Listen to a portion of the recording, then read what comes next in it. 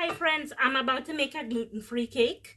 So what I did was I put some butter in the bowl that I'm about to bake the cake in. Okay, so I have a stick of butter, one stick. Okay, I have 8 egg whites in there. Also in here, I have some rice flour and some potato flour. All right, I have a 2 teaspoons of baking powder and 1 teaspoon of yeast. That is what I use to make my mix here to bake, to put, to make the gluten-free cake. In here, in here, I have some cinnamon sugar.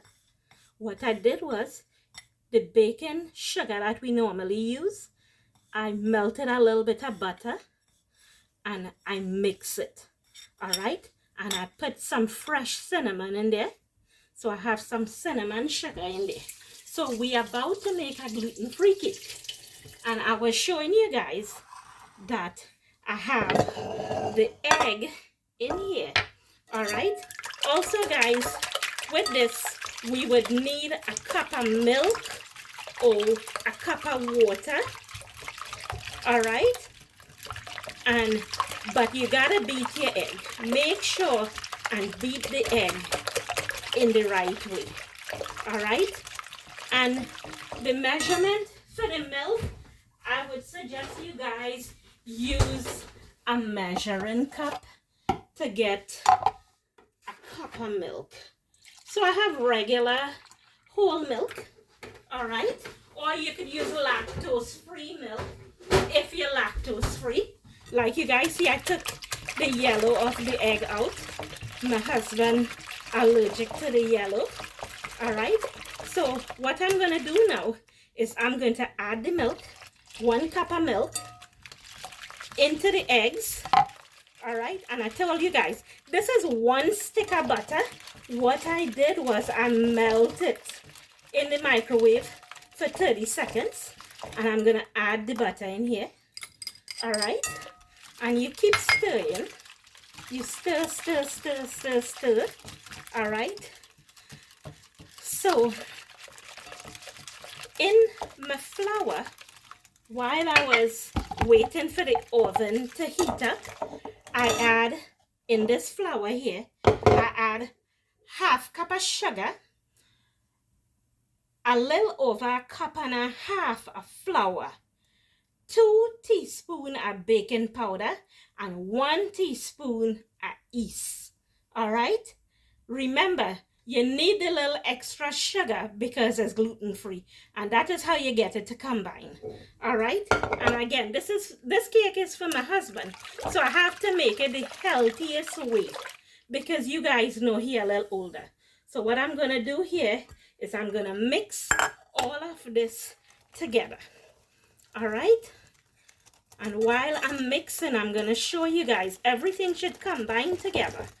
And you don't want it overly thick because you do not want it to stick to the pan.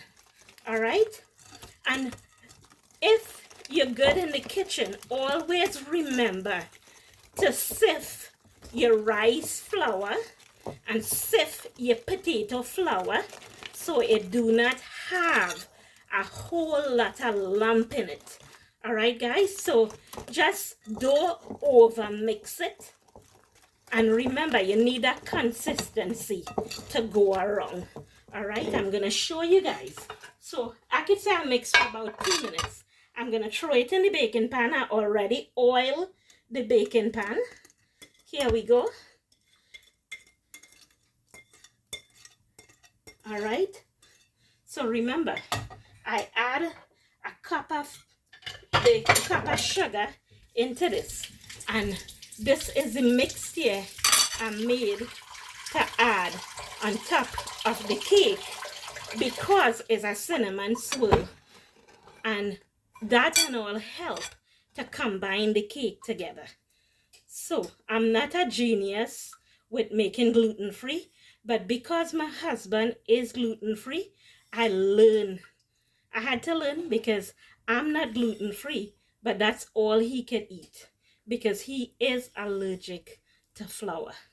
There, guys, and you spread it, and it's a homemade cake, gluten free homemade cake. Okay, guys, I'm gonna spread that. I want you to know the best way to make this cake, right? You have to set your oven at 350, okay?